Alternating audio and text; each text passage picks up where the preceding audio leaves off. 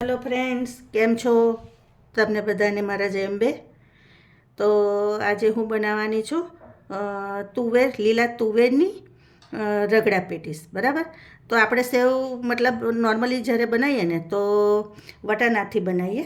આજે હું લીલી તુવેરથી બનાવીશ. તો લીલી તુવેરમાં કેવું કે આવા સફેદ દાણા હોય ને, એ જે આપણે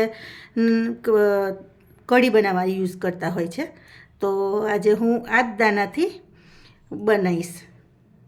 તો એની માટે પહેલાં આપણે એમાં પાણી એડ કરી દેવાનું. આ ગરમ પાણી લીધું છે. થોડુંક મીઠું એડ કરી દેવાનું દાણાનું ભાગનું, અને થોડીક હળદર એડ કરી દેવાની.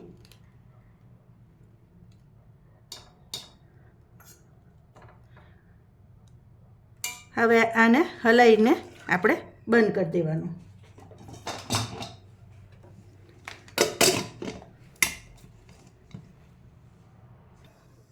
હવે પેટીસ બનાવવા માટે આ ગાજર છે અને કેપ્સિકમ છે ને બટાકા છે, આટલી વસ્તુ લીધી છે. તો પહેલાં તો આપણે બટાકાને આવી રીતે સ્મેશ કરી લેવાના. આવી રીતે એટલે કરવાના કે એના ટુકડા આખા રહી જશે ને તો પેટીસમાં મજા ના આવે, એટલે આવી રીતે છીની લેવાના.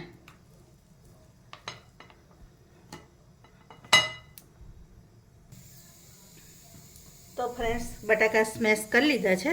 હવે એમાં બ્રેડનો ભૂક્કો થોડોક એડ કરીશ. આદુ લસણની પેસ્ટ છે એ એડ કરીશ. ધાણા છે એ એડ કરીશ.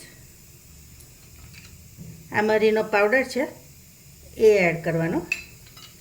આ સંચળ પાવડર છે, કાલા નમક, એ થોડુંક એડ કરીશ. આ મીઠું છે, મીઠું તમારા ટેસ્ટ પ્રમાણે એડ કરવાનું.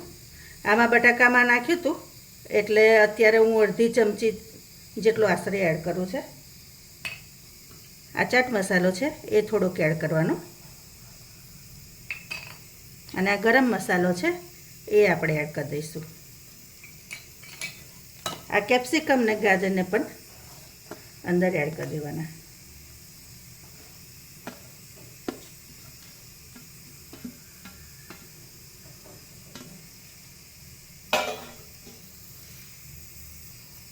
હવે આપણે આ બધું મિક્સ કરી લેવાનું. બટાકાને બહુ વધારે પડતા દાબીને નહીં કરવાના, નહીં તો પછી શું થશે કે એકદમ ચીકણા ચીકણા બટાકા થઈ જશે. એટલે એને આવી રીતે હલકા હલકા હાથે તમારે સ્મેશ કરવાના. આમાં હજી લીલું મરચું બાકી છે, એ પણ એડ કરવાનું.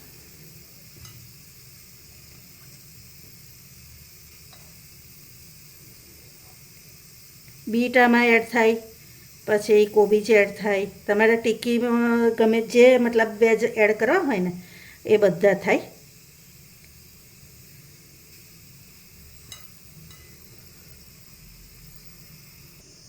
હવે આ લીલા મરચાં છે આટલા, એ એડ કરી દઈશ અંદર.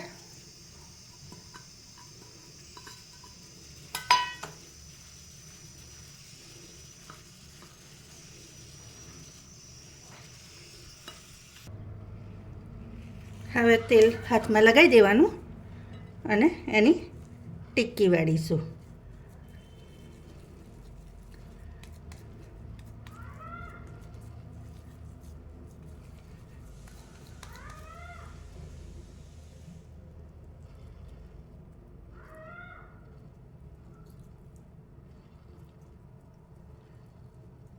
અને આવી રીતે ટિક્કી કરી અને બ્રેડ ક્રમમાં રગદોળી કાઢવાની. આવી રીતે બધી જ ટિક્કી કરી લેવાની. તમે સાઈઝ નાની મોટી તમારા પ્રમાણે તમને જેવી ટિક્કી ગમતી હોય ને એ રીતે કરજો.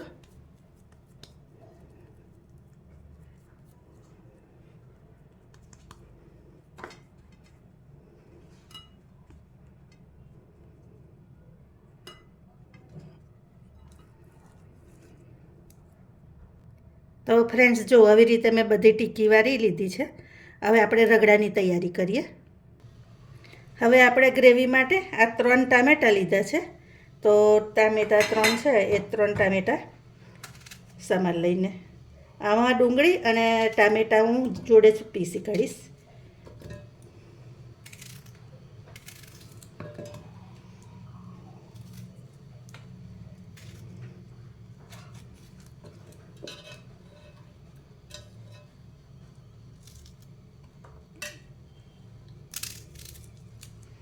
તમારે જેટલી ગ્રેવી બનાવવી હોય ને એના પ્રમાણે તમારે ડુંગળી અને ટામેટાં લેવાના. મેં 3 ટામેટાં અને 3 ડુંગળી લીધી છે.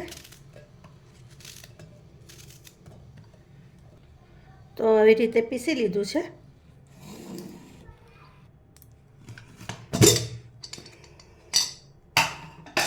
હવે દાણા જો પ્રોપર ચડી ગયા છે, આવી રીતે ચડી જવા જોઈએ.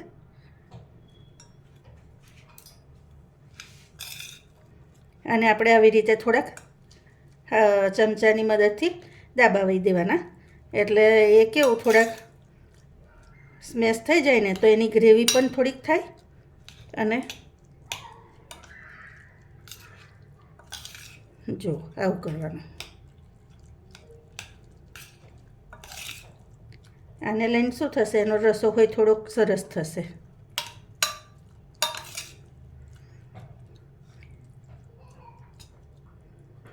હવે પહેલાં આપણે આનો વઘાર કરી લઈએ, પછી હું ટિક્કીને ફ્રાય કરીશ. હવે આપણે આમાં તેલ એડ કરી દેવાનું. આ સિંગ તેલ એડ કર્યું છે, આમાં સિંગ તેલ સરસ લાગે એટલે એ એડ કરવાનું. હવે આ થઈ જાય એટલે આપણે જીરું એડ કરી દેવાનું. જીરું થાય એટલે હિંગ એડ કરી દેવાની. અને હિંગ થાય એટલે આ ગ્રેવી જે બનાવી હતી ને એ આપણે એડ કરી દેવાનું.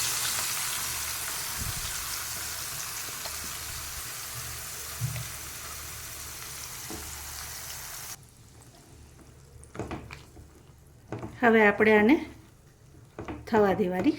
આમાં આપણે મીઠું પહેલાં એડ કરી દઈશું, થોડુંક જ એડ કરવાનું, કારણ કે ઓલરેડી બધામાં વધારે જ છે એટલે. અને હવે આને આપણે ઢાંકીને થવા દઈશું.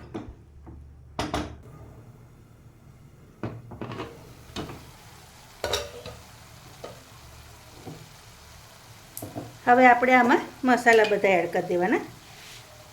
તો આ કલરવાળું મરચું છે એ એડ કરી દઈશ.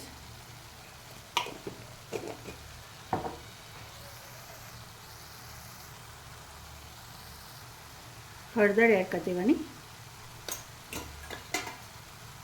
ધાણા જીરું એડ કરી દેવાનું.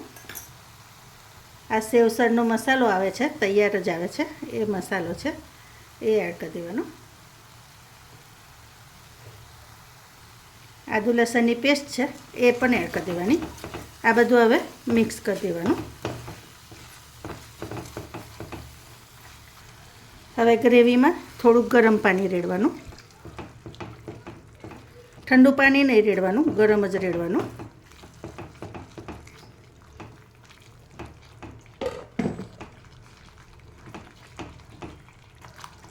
હવે આપણે આ બાફેલી તુવેર એડ કરી દેવાની.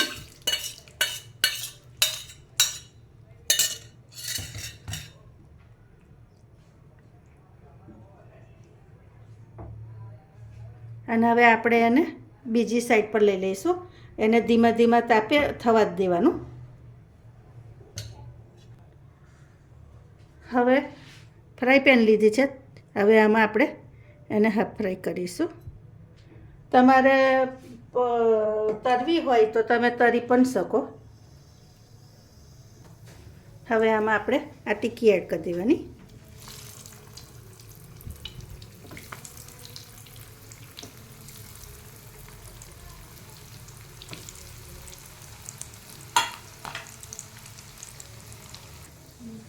હવે આવી રીતે આપણે એને થવા દેવાની દરેક ટિક્કીને. અને થઈ જાય એટલે ફેરવી લેવાની.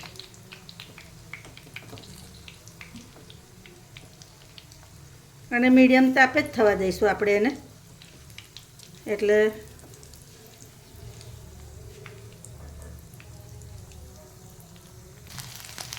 તો તો જો ફ્રેન્ડ્સ, આવી રીતે આપણે બંને સાઈડે થઈ જવા દેવાની અને આવી થોડીક કડક જ થવા દેજો તો મજા આવશે.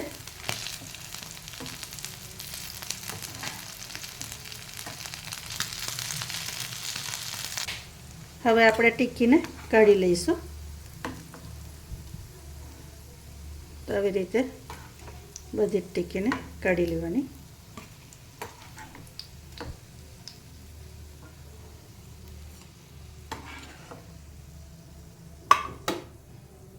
હવે આ બાજુ જ આપણો રગડો પણ થઈ ગયો છે. તો જુઓ, આવી રીતે આપણે રગડાને તૈયાર કરી લેવાનો. તો સરસ થઈ ગયો છે. આ રીતની આટલો જ રસો રાખવાનો એનો.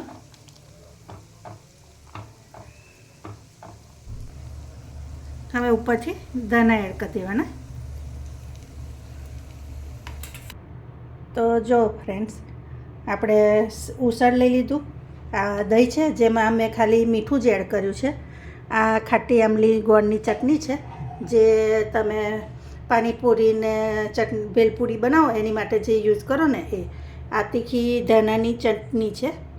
ધાણાની મરચાંની જે આપણે નોર્મલ બનાવીએ ને સેવસળમાં નાખીએ, કાં તો પછી અમે ધાણાની ચટણી ખાતા હોય તે, ભેળમાં ખાતા હોય તે. અને આ આપણી ટિક્કી છે. હવે આપણે આપણી સર્વિંગ પ્લેટમાં ટિક્કીને લઈ લઈએ. તો ફ્રેન્ડ્સ, આવી રીતે ટિક્કી ગોઠવી દેવાની. પછી એની પર રગડો રેડવાનો.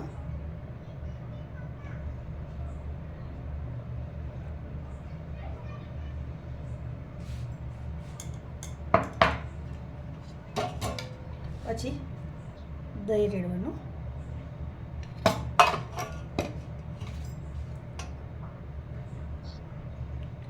ગ્રીન ચટણી એડ કરવાની.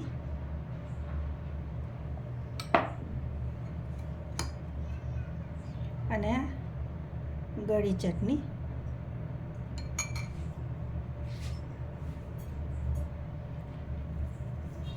થોડીક સેવ એડ કરવાની. ધાણા એડ કરવાના. તો તૈયાર છે.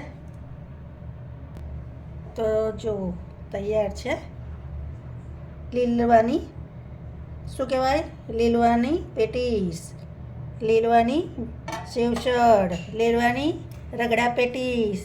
ચાલો જમવા.